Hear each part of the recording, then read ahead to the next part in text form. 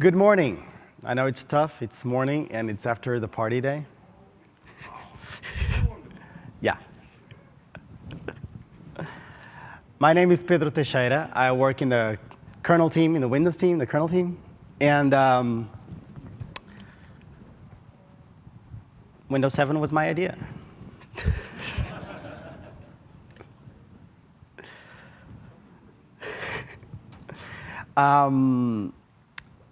Just a few notes on logistics before we start. I'm going to be, after this session, I'm going to be outside so we can have as many questions as you like. But I know it's risky, but I usually like to take questions as we go. So feel free to interrupt at any time with some question about what we're talking about or not.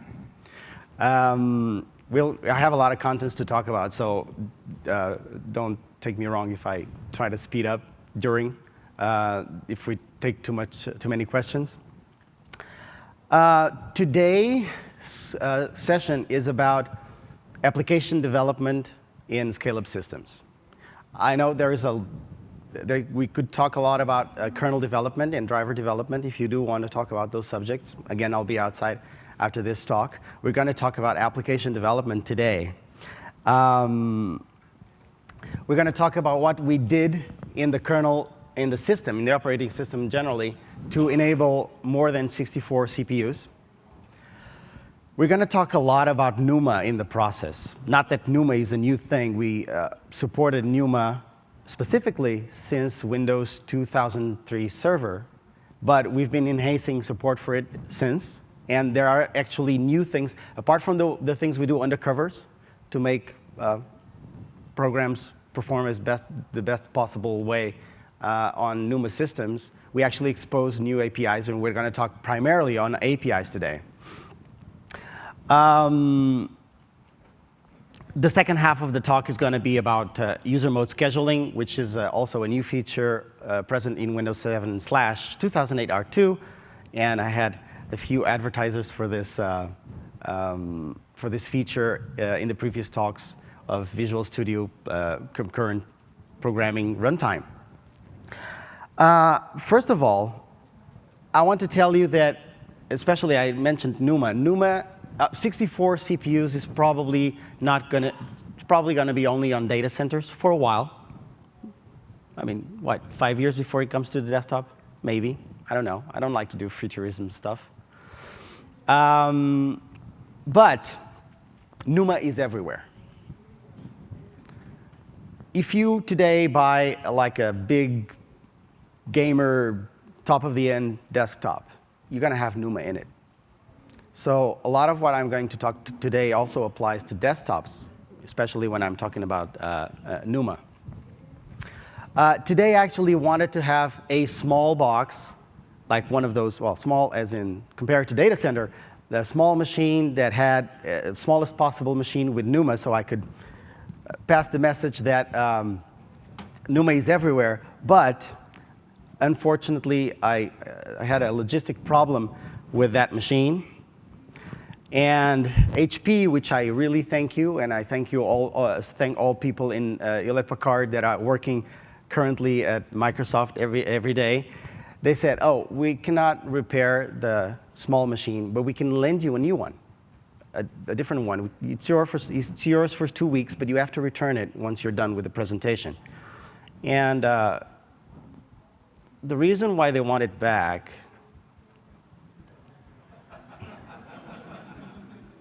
come on, network. This machine is not here.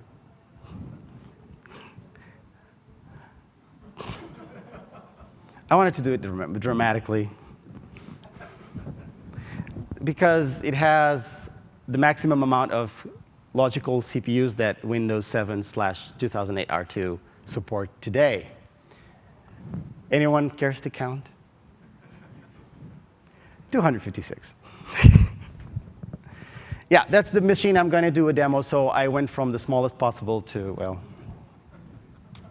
bad. So thank you, HP, once more for lending me their toy.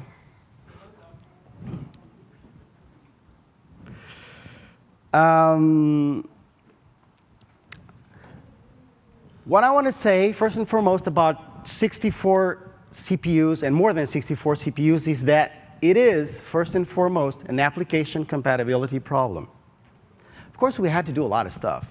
We had to break some locks. We had to be clever about scheduling. Scheduling more than 64 is not the same as scheduling 32 or up to 64. We need to really be careful about not wasting a lot of time, being able to scale linearly on those levels. But it is, first and foremost, an application compatibility problem. Why?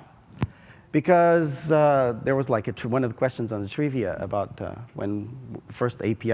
I'm sure they didn't have Affinity APIs back then. But very early, when NT was introduced, we established a contract with applications.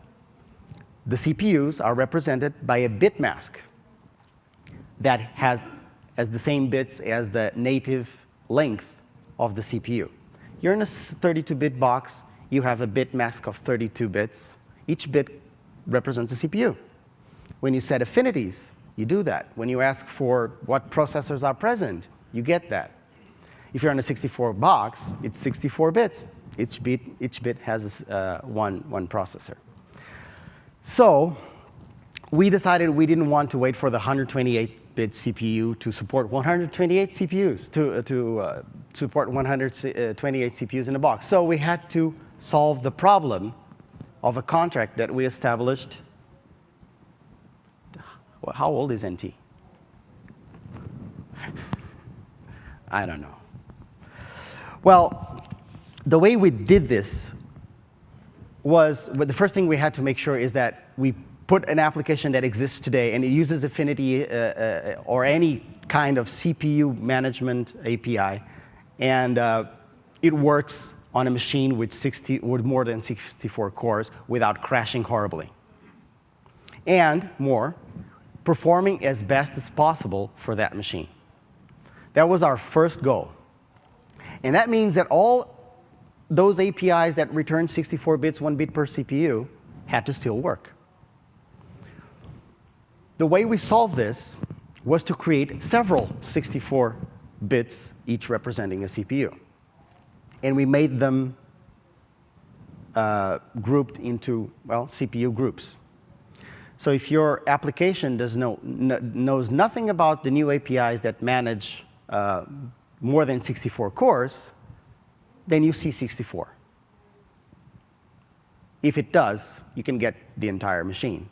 But you'll never overrun when you ask for the affinity mask or something like that. So what we do, when a system that has more than 64 cores boots,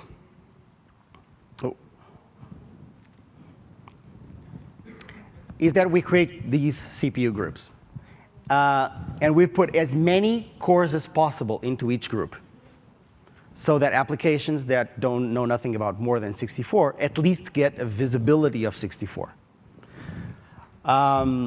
And currently, since we cap at 256 cores, the maximum CPU groups is inherently 4 groups. And we start to distribute these cores in groups by these rules. First, we take all hyperthreads in a core and put them in the same group. Then we go up a level, and we put all cores in one socket, and we go up a level. And we put all closer sockets in the same group, up a level. All NUMA nodes that are closer, well, one NUMA node, and then closer NUMA nodes. So you're guaranteed that within one CPU group, your resources, your computational resources are as close as possible.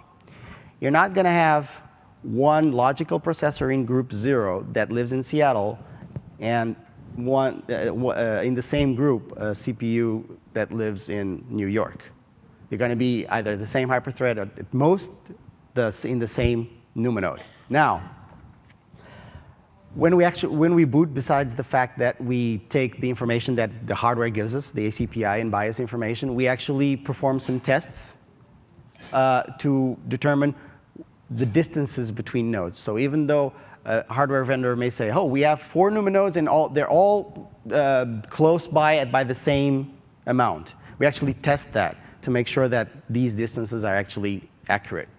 And we make our own map of distances based on the hardware information, sure, but we build on top of that. If by any chance, and this is very unlikely, that one NUMA node size exceeds 64 cores, we break the NUMA node in two. Again, it's not very typical today. It's probably not going to be very typical in a long time, because NUMA was exactly invented to solve that problem, a lot of CPUs. But if it exists, if you have a machine that has a NUMA node that is bigger than 64 cores, we'll split that and create the illusion that those are actually two NUMA nodes. So you know that one NUMA node is always contained, from the application perspective, one NUMA node is always contained in one group.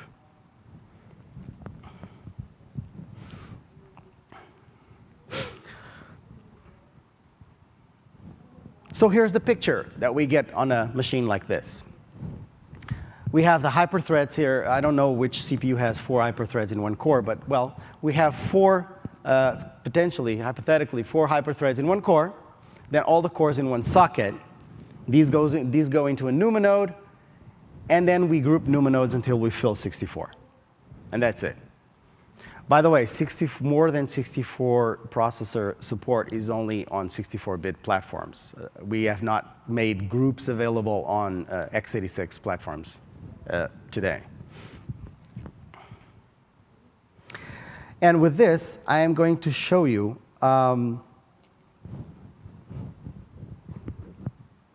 if possible, so many cores, and yet so far away.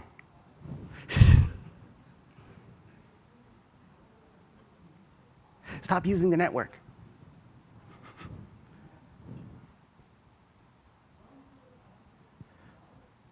When it comes to life,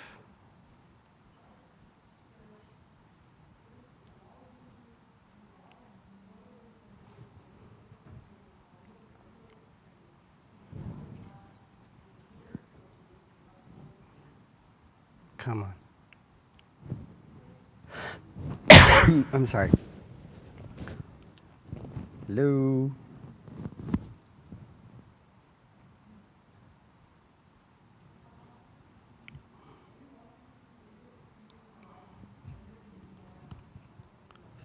Two days of good network. What happened today?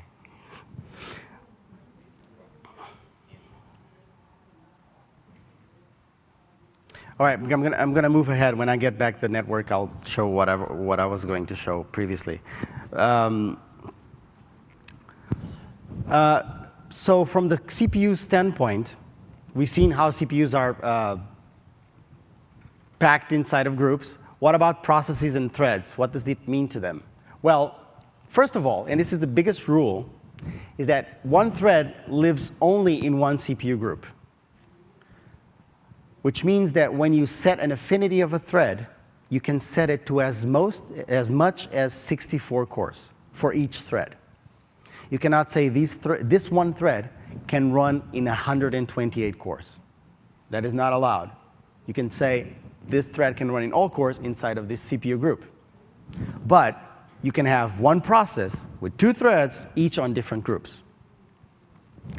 Every time, by default, and you can change this by API call to create process, or by saying that you inherit from the parent. Every time a process starts, it's going to pick a group in a round-robin way. And it's going to assign a process to that group. By default, again, all threads created on that process, the first thread created on that process is going to have the same group as the process. And all threads created by that thread are going to have the same group as the parent thread.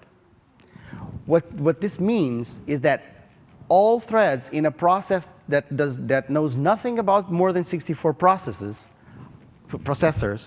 are going to be contained in one group. It would be very bad if you asked, well, with the old API, if you asked, what CPU am I running? And I would tell you 2. And then another thread would ask, what CPU am I running? And I would tell it 2. But they would be in different groups. And now you can assume, oh, these threads are running in the same CPU, I can do some stuff. And they were actually running different CPUs. So by default, what we do is If you start an application, everything's going to run in one group. But you can change that. And the way you change that is by using the new Affinity APIs. First of all, you can call create remote thread EX, passing a parameter that specifies the affinity right on thread creation. You have performance benefits of using this choice.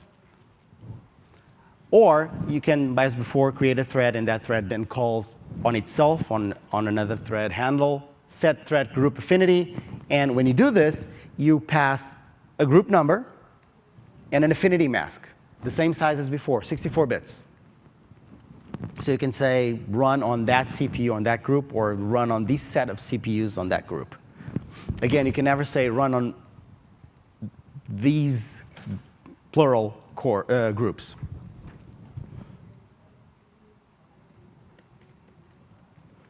Still trying to connect to the machine.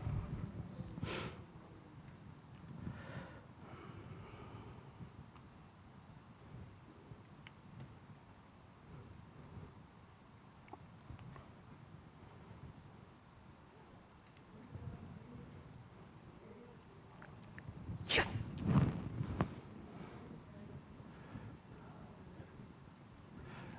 All right.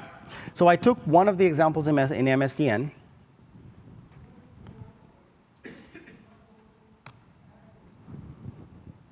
That kind of prints all the proximity information that is in the system that we provide for applications, and I've made a graphic out of it.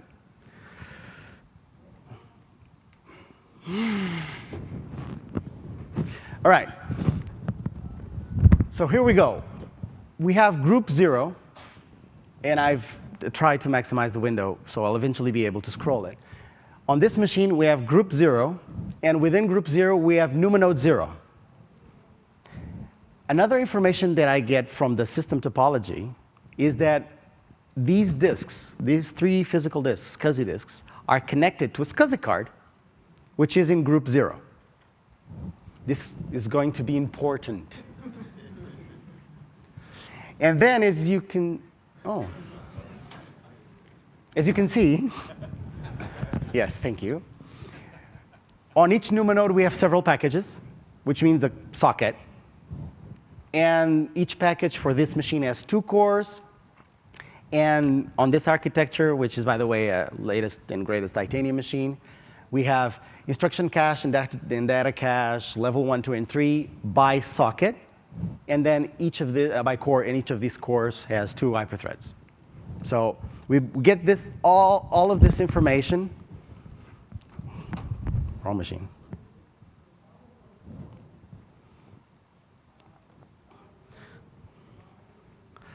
By obtaining an array of proximity information.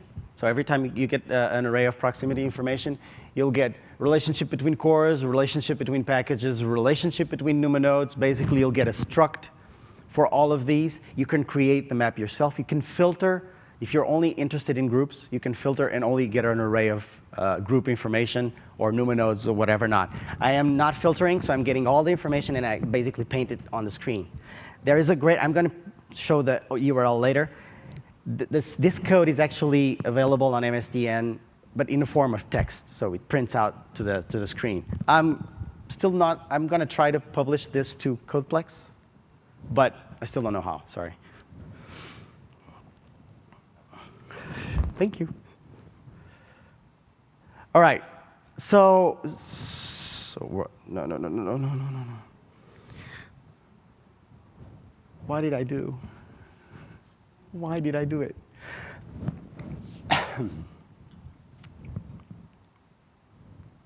It was running so fine yesterday. Damn.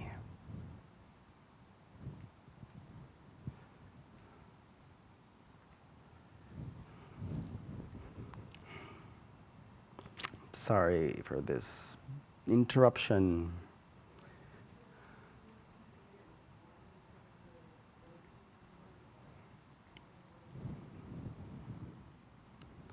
All of this because US Airways didn't allow me to bring the machine in my carry-on.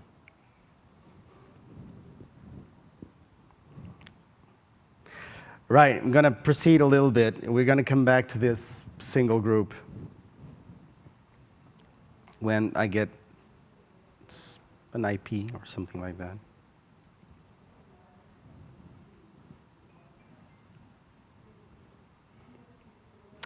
So what means, well, what these rules means is that your application, if it does not adapt to this new world, if you're a single process, you're going to use as much as 64 cores in one of these machines. 2 processes, 2 cores, 2 groups, sorry.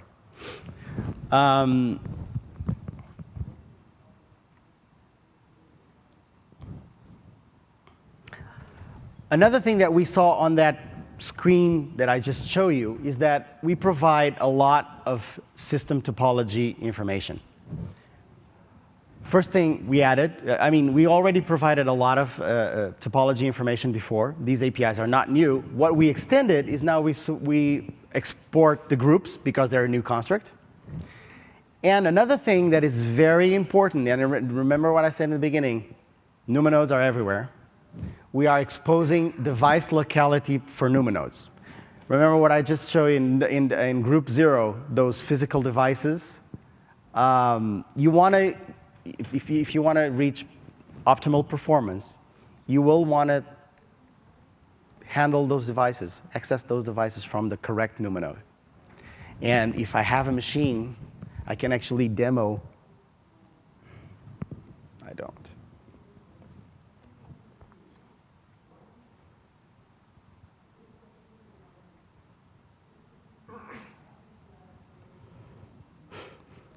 So, because some devices may be connected to all NUMA nodes. For example, in this Itanium machine that I was showing, the USB is equally distant from all NUMA nodes.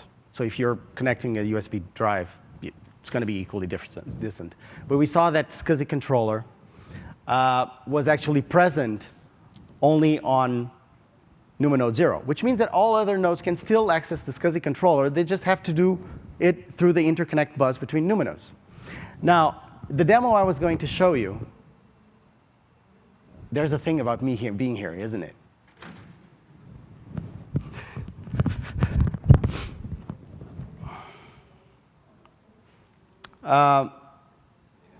Stay down, yeah. The demo I was or will about to show you, I don't know at this point, is if I access, it's just a simple program. It opens a file.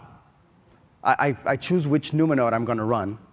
It opens a file, writes to that file 32 megs, and times it. And the input parameter is the NUMA node I'm going to run in. When I run this test over and over, there is usually, and this is a very top-of-the-end machine with good interconnect buses, I usually get 25% slower from the wrong NUMA node. Now, let's say you're writing a game. I'm not even saying a server app. I know if you're in this room, probably you're writing a server app. But just to give you a focus. If you're writing a game and you're accessing whatever device from the wrong node, you're getting a 25% hit. Isn't that important? Isn't that worth knowing? So this topology API is very simple to use, this new device topology. You open a file, you open a socket. You get a handle for that socket or for that file. You call this new API, I'm going to tell you which one it is, and it immediately returns which NUMA node that card where that handle is in terms of NUMA nodes. Of course, sometimes, let's say you have a dynamic volume across 2 SCSI disks, across 2 SCSI cards, across 2 NUMA nodes. Why would you want to do that? It's a different question. But in that case, if you ask for information on the file handle that you just opened, you're not going to get it. But assuming that your disks your partitions are properly created, then you'll get information. You open the file, and to access this file, please run your threads on NUMA node X. And this machine, we know that NUMA node ideal. Minimize. Yes. Come on.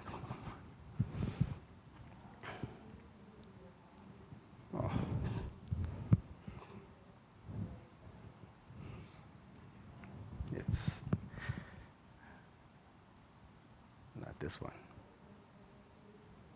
Which was the one I just clicked?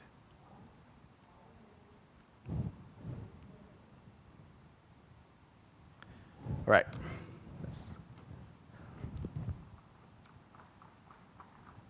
Zero, can you see it? So it's printing out 38 times the gazillion cycles to create that file. Now I'm going to make it run on NUMA node 1.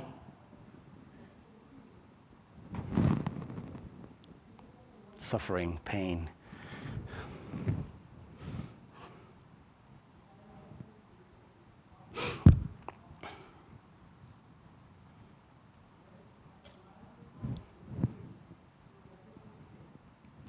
I'll have to move on.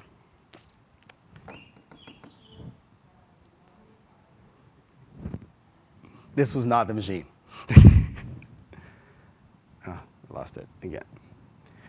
Anyway, it would print out 48 or 47, usually varies around that number.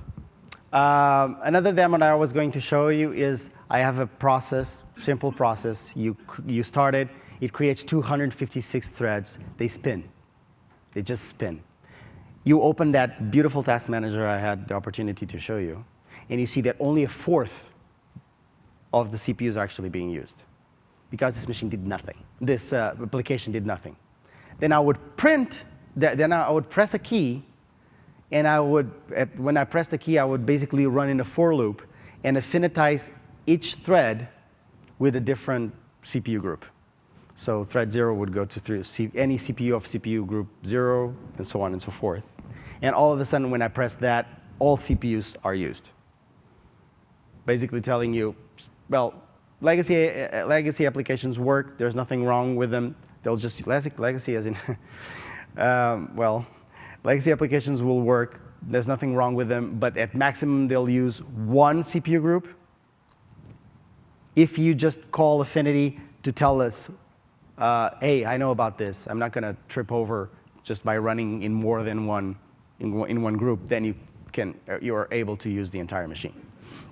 That was the other demo. Does Server 2008, if you have a NIC or a high bandwidth interconnect that is affinitized with one of the nodes, does the OS make you use that same thing? Or where it's Yes. driver? You just have to call that function on the socket handle or whatever high-level construct, network construct you did. Actually, SQL does a very interesting thing. They recently written a paper. I don't know if they've implemented this yet, but it's really cool. You have two cards in two NUMA nodes. Both cards with the same IP. And they basically load balance NUMA nodes inside of the machine. So they have the same IP. They're connected to a hub. Every time a socket comes in, based on the source port, they're going to load balance. Odd numbers go to the left NUMA node, right numbers go to the right NUMA node. So they now achieved load balancing of NUMA nodes inside of a box by putting two SCSI cards in two NUMA nodes with the same IP address, basically. And they handle those socket connections from the two NUMA nodes. Basically, enabling them to scale even network connections on a NUMA machine, keeping every processing local, which is really important. All right, new APIs, just a quick view on this one. New APIs, we have API, used to be that get maximum processor was a define, doesn't make sense anymore. It's actually a function, you can call it and it'll give you the maximum number of CPUs per group. And it's gonna be 64 today. And the maximum processor group count, the maximum processor group you can have, it's gonna be, well, maximum of 4 today, of course. And get thread affinity, these are the ones that include the group on top of what they had before, which was the mask. Set thread affinity, same. Get NUMA node from handle. This is the one I'm talking about. This is the one that's going to give you a NUMA node from a socket, from a file handle, basically these two. These are also, if you look at MSDN, they are also listed as new APIs. I choose to call them revised APIs because there was one already without the EX. And basically, most of them, what they are exactly the same as the one without EX, but now we made the number of NUMA nodes bigger. It used to be a UCHAR, now it's a UShort, so that we can allow for more than 256 NUMA nodes going forward.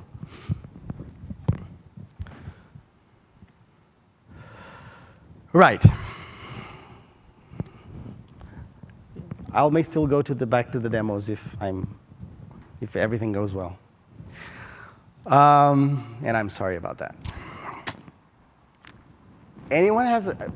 I'm sorry. Who? I mean, this is a right time to ask. Who was in previously in Dana's talk for? But I would say about half of the room. Cool. Anyone has questions about how the number of cores is increasing? I don't see anyone. So here's how we see the number of cores increasing. Number of cores increasing for us means that concurrency is, the importance of concurrency is increasing. And for us, in the OS team, what concurrency means is three things. Well, mostly two things, and for you, is the other thing. First one is that you need to run things in parallel. Well, but that's the basic thing that we're trying to solve, right? We have a lot of cores, which means that we can run a lot of stuff in parallel. But that's the first need for concurrency.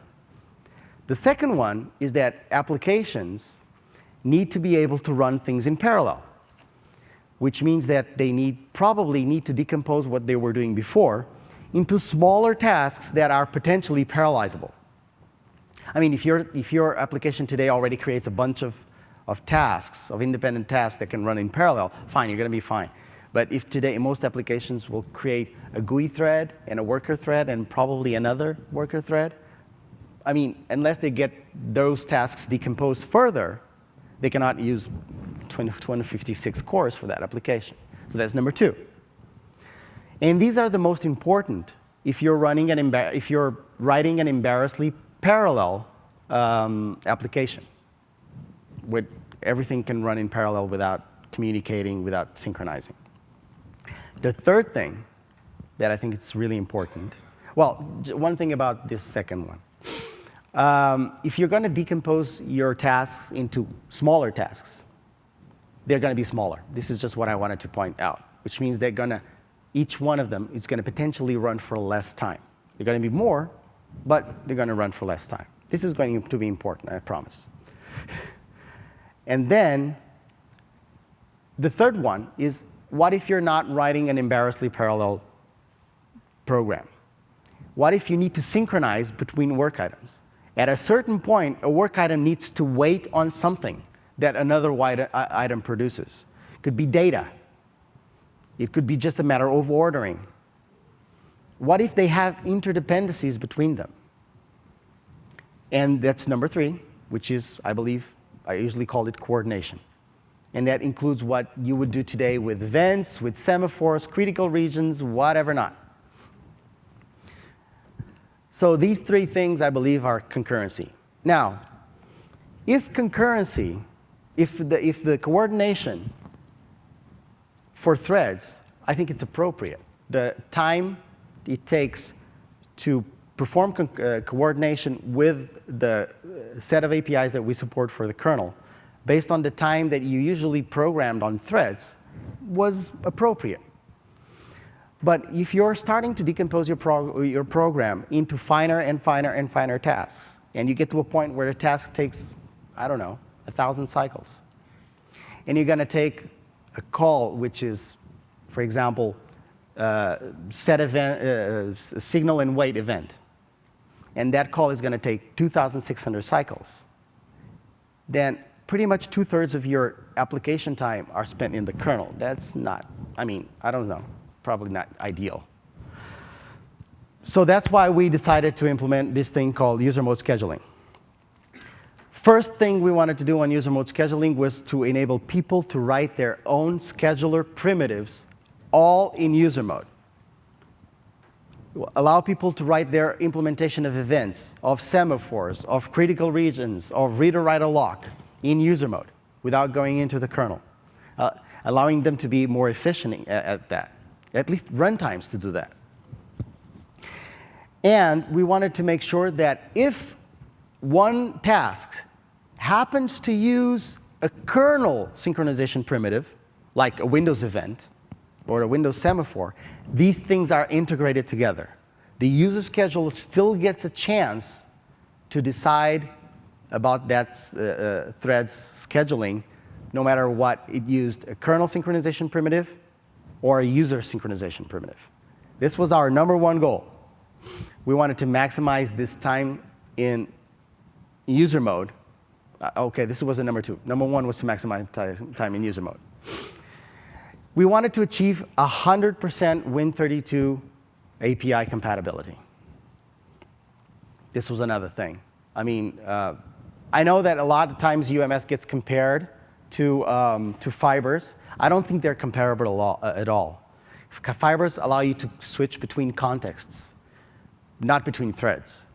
You can switch a bunch of registers and an instruction pointer and a stack, but that doesn't make a thread. Thread is so much more than that, especially in Windows, where you have identity, when you have security, and you have synchronization built on the thread. You're just switching contexts. You're not switching whoever you impersonated, or the directory or the locale you're on.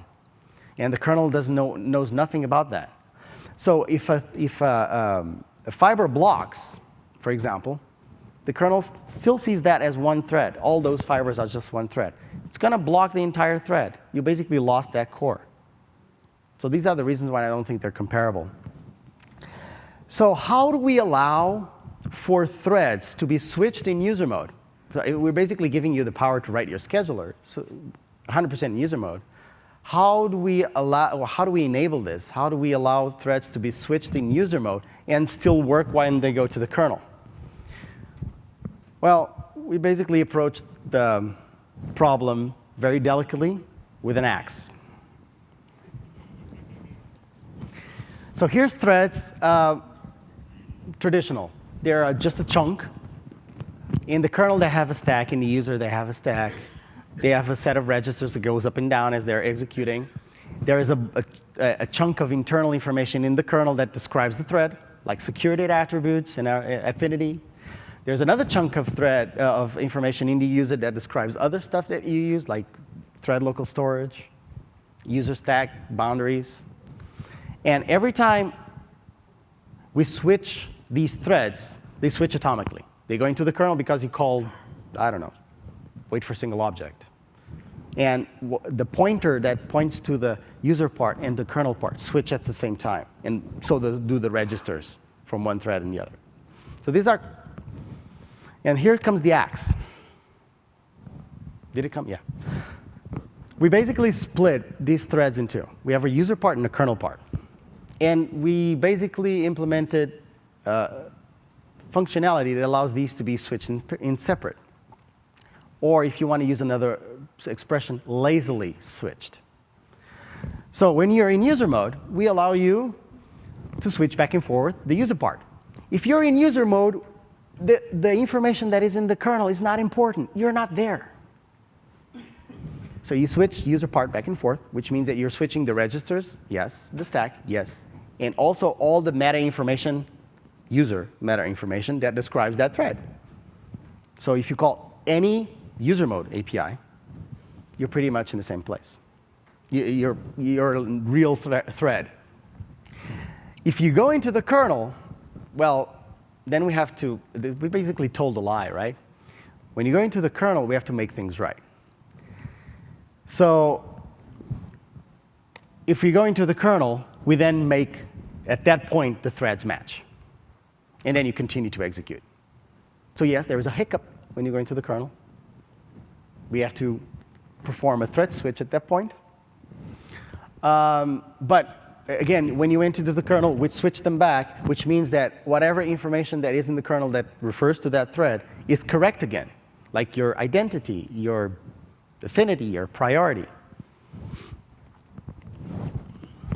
So this is from the approach perspective. This is from the architecture perspective. And the UMS is this. There is no more than UMS. I mean, it's going to describe everything, hopefully. Some things that are here, we provide. Other things that are here, you have to write. First thing we introduce is scheduler threads. Scheduler threads are our representation of cores. So you create scheduler threads to represent cores. You would usually, not necessarily, but usually create one scheduler thread per core you want to use. These are the threads that will actually decide who to run next. They work kind of an interruption.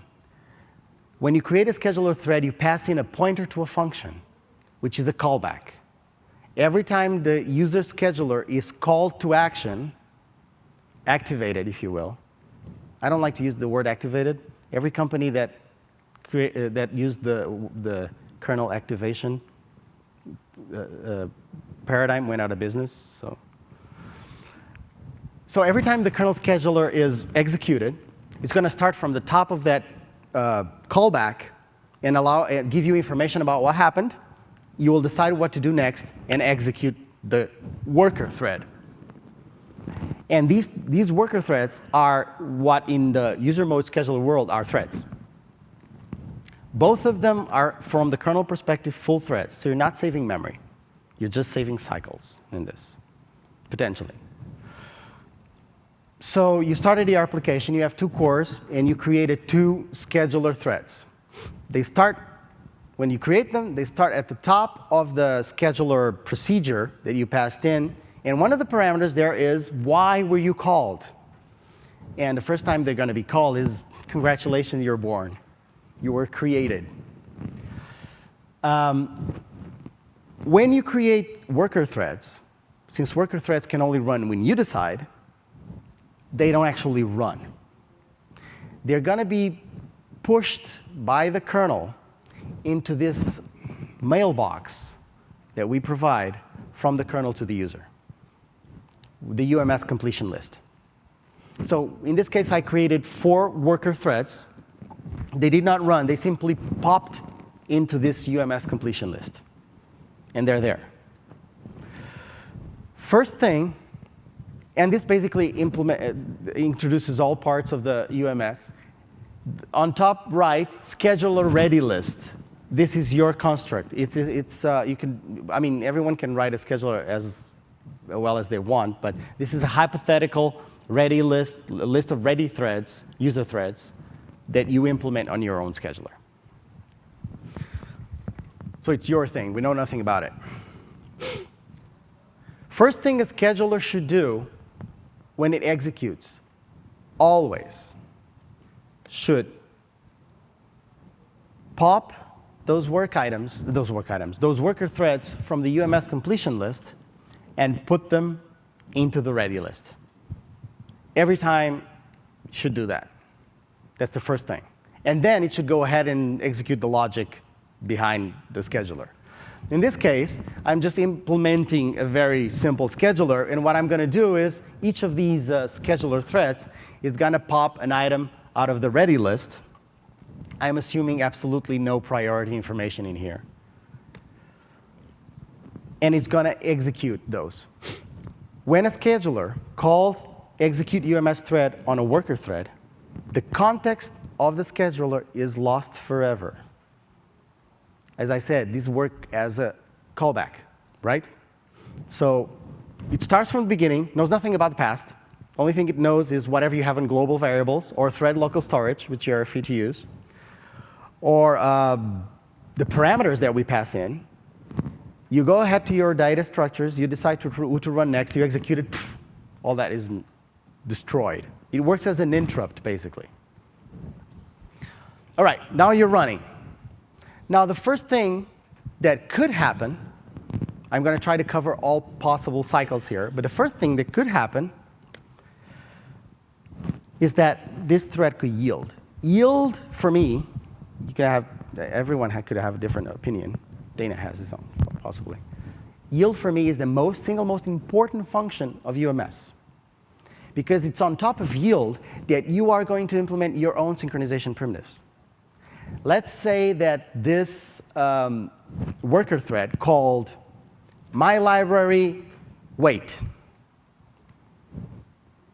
What that library should do is create information, potentially on the stack, saying, I'm going to wait on this my library event, and then yield with the information that it's waiting on that event. The scheduler is going to wake up. Again, hi. And it's going to receive the information saying this worker that I'm passing as a parameter yielded. And you're going to take that parameter that the yield function received, and you're going to say, oh, for me, this yield parameter means that this guy is waiting on my library event. Right? So what I'm going to do is put it into my wait list for that event. And now the scheduler has to do is, what am I going to run next? All right, there's a worker 3, really nice to run. And we're back running again. So this happened all in user mode. You just performed a wait operation in user mode. Took you, I mean, from the UMS perspective, took you a couple of hundred cycles instead of 2,000. And now, let's assume that this worker is going to perform a system call. It's going in the kernel. At this point, we switched the kernel thread to match the worker 3. So it's running in the kernel with the correct kernel thread. If it does not block, in other words, if it does not use one of the kernel synchronization primitives, it just returns to user mode, continues to execute, nothing knows about it. It's like it didn't happen, that kernel call. Now let's assume it blocks, because it's far the most the interesting case. So what happened here? The thread blocked. It goes into our own internal kernel list, says that this thread is waiting on something. Could be an event, could be even the page fault, hard fault. So it's waiting on some event that belongs to the disk. Scheduler gets activated. And now it says reason block, which is basically the same thing as yield, but now it's telling you the kernel yielded, not the user. So this is the point where we integrate user synchronizations with kernel synchronizations. The same thing happens. You get control back immediately on your scheduler. You get to decide who to runs next. You can basically do the same decisions that you do with user synchronization and kernel synchronization. We brought them together and delivered to your scheduler. Now, first thing that the scheduler should do is, always the scheduler should look at, nice. It's empty. So nothing to do there. Good. I wish I had T-shirts to give away, something like that. And starts running worker 4. Fine, we're running again. Now let's assume that later in time, worker 3 unblocks. Could be that the hard page fault was resolved. It could be that you just called sleep 10 seconds, and I just went over it. A lot. What the kernel is going to do is not going to let worker 3 run again, because we just told you in your scheduler that worker 3 stopped running, yielded CPU. So we're not going to kick that worker 3 back into user mode and say, hey, continue to run. What we're going to do is put it in the completion list. And this is basically where you pick up worker threads that are either born, well, we saw that in the beginning, or that have just resumed from a blocking operation. And in the process, we gave you the CPU back. So right. And we're still running worker 4 and worker 2. Now let's complete this picture. Let's assume that worker 2 yields with reason, scheduler on core 2, is activated with information that worker 2 yielded. Fine. And let's assume that you called your library set event on the event that worker 1 was waiting for.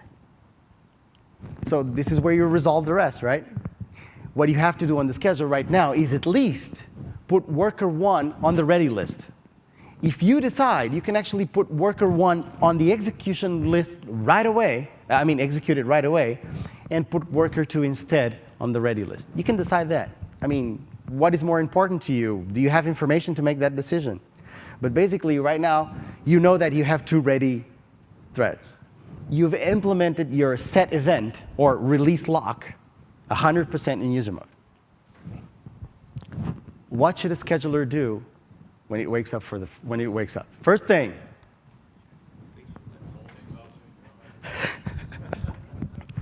All right. So first thing we should do. All right. We know that worker 3 is ready to run again. You just completed the sleep, whatever. And now I'm going to speculate that you're going to decide that worker 1 should run right away because it was waiting on something that worker 2 just completed. And worker 2 is going into the ready list. You could decide either way. And we're done.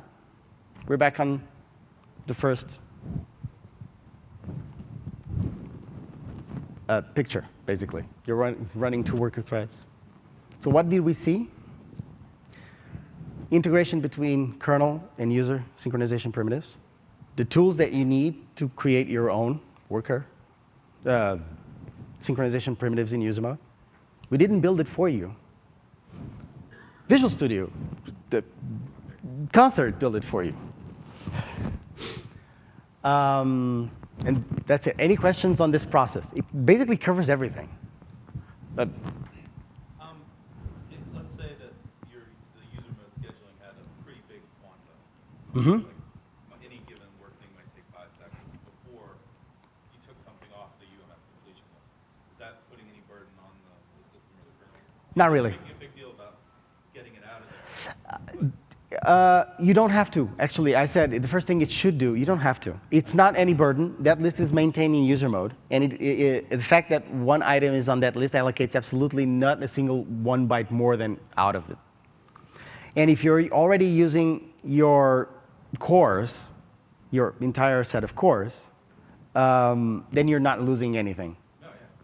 But no, you can decide not to go into the completion list. I think actually Concert sometimes decides not to. Or does it? And then does the pocket thing? What should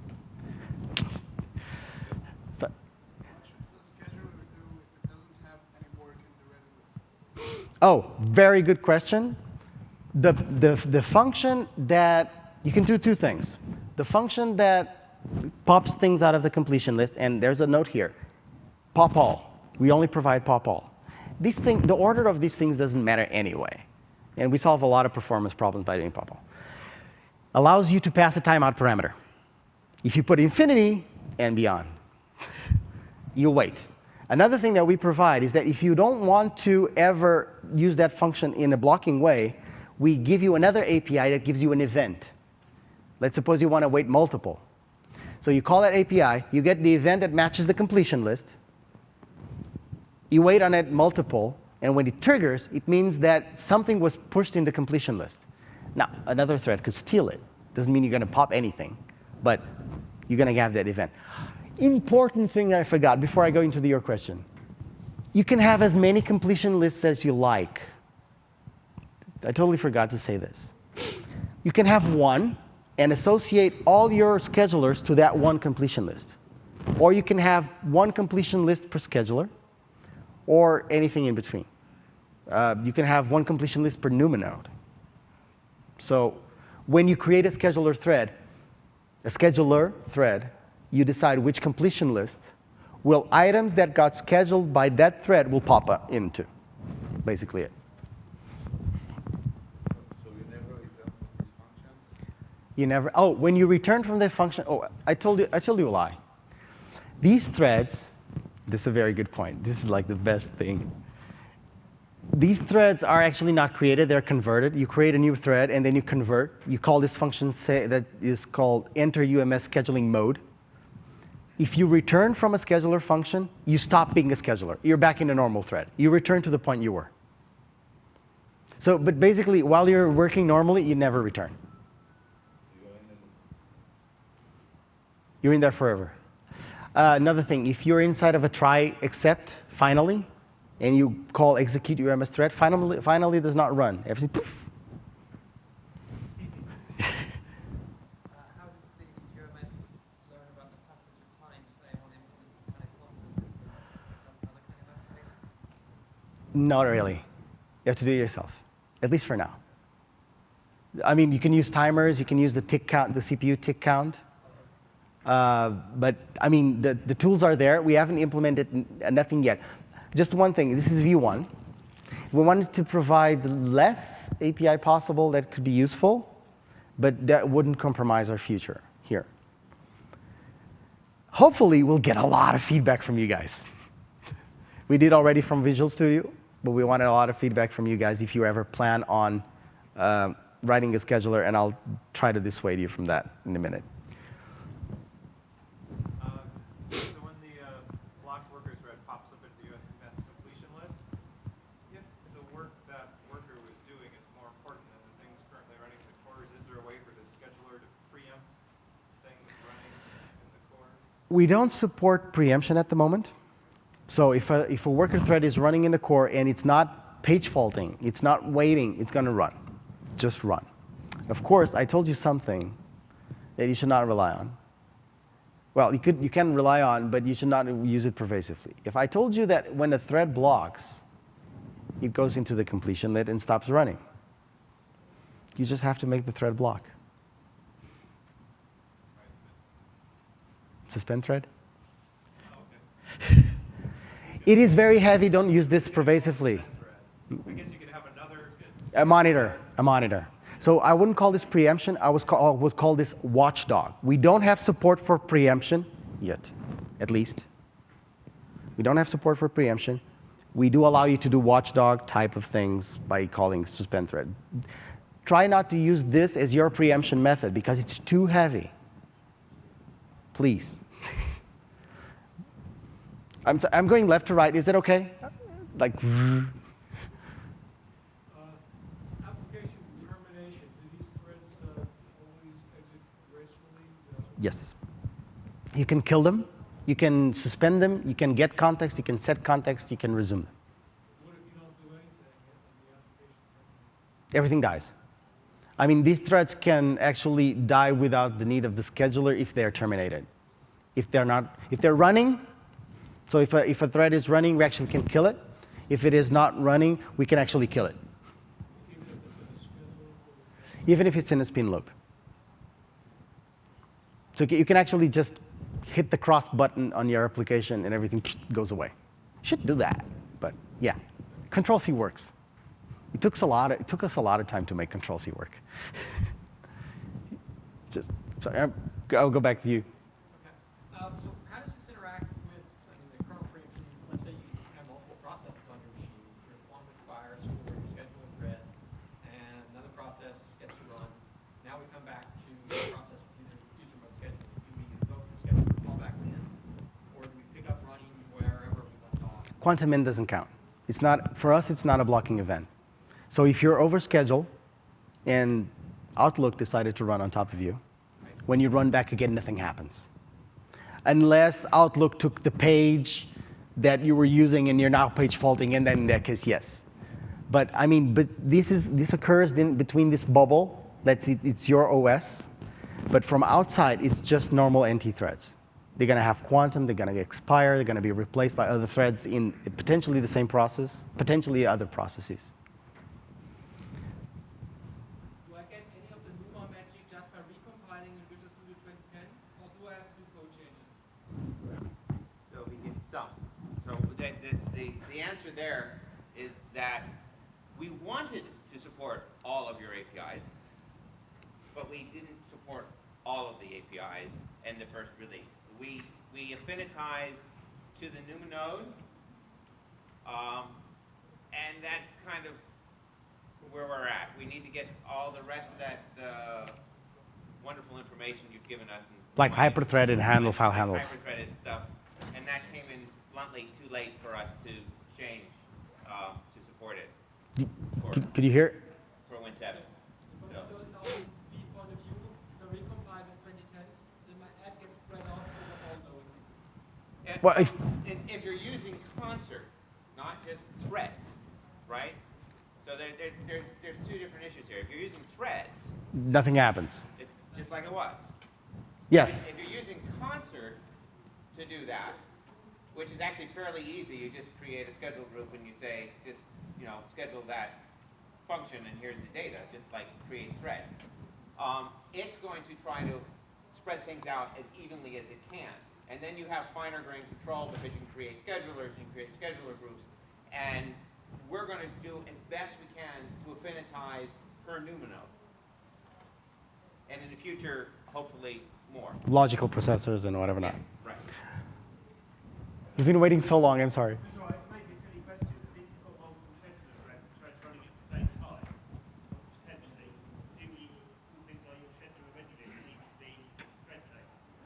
Yes. How does that get Oh, implemented on this is when you dissuade. This is the part, yeah, insert dissuasion part here. Oh, okay. Sorry. Execute UMS thread yield, the most important ones. We have all the, this is the entire API set. Just 1 minute. This is the entire API set. Enter UMS scheduling mode is the one that creates the scheduler thread, so to speak, receives the completion list as a parameter. The reason we have create UMS thread context is because we want to have a user mode handle. The kernel mode handle doesn't make all that sense to it. But basically, this is the surface. I would say the 3 most important functions are there. The get completion list event, I got some question on this before. The one that returns the event of the completion list.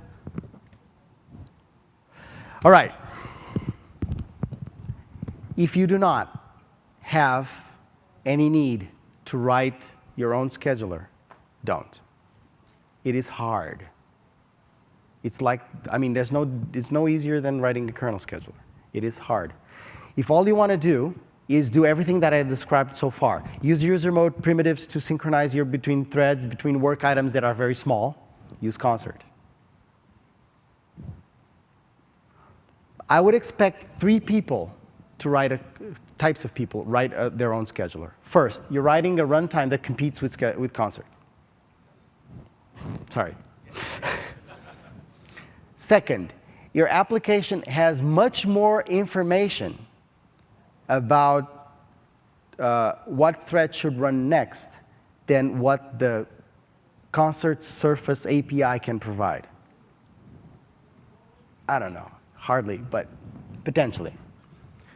3, you're a hobbyist or a university student, and it's just because. Because your teacher was mean.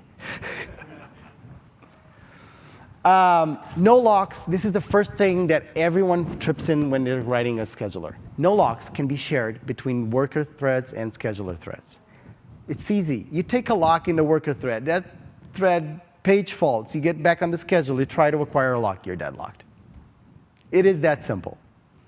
And it's not only your locks. It's also the system locks. I mean, it's not documented, but everyone knows about it.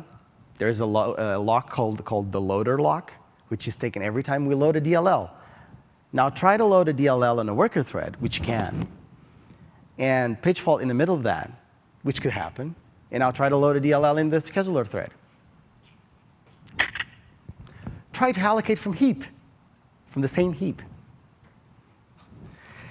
So it is complicated, even though you can potentially call every API from a scheduler thread. If you happen to land in the middle of the same API on a worker thread, you can deadlock. So what you can do? Well, you can first of all, you can just not share locks and be happy with it. And every time you want to perform any esoteric function in the scheduler, defer that call to a worker thread. Like have your own janitor thread that you can say, allocate this memory for me. And then it returns back. Like I have a queue of work for that. That's one thing you can do.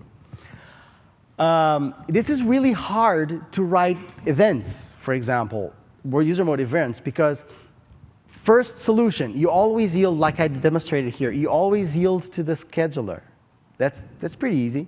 And your ready list locks and everything there lives, to your question now, lives on the scheduler thread. You're not sharing locks. But now you want to be smart about it, and you want to start manipulating your ready lists from within the worker thread.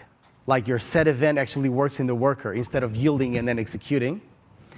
And now you have to start using lock-free algorithms or try-acquire locks. Concert actually went that far. My demos, when they show up on MSDN, won't. They will always yield and have that. But Concert ships with Source, which is pretty cool. So it's kind of hard. Again, I would expect these three people, if there is a fourth, please stand up, to write UMS. I think this is just very compelling, and since this is like the plumbing that powers Concert when it's on 64-bit Win 7, I thought this is pretty cool. Go ahead and play with it for all means. We would incredibly like his V1. When do we get further need to get feedback from you guys? This is the time. That's it. I'm sorry my Superdome was nothing but almost like a few frames. Oh, now you're working.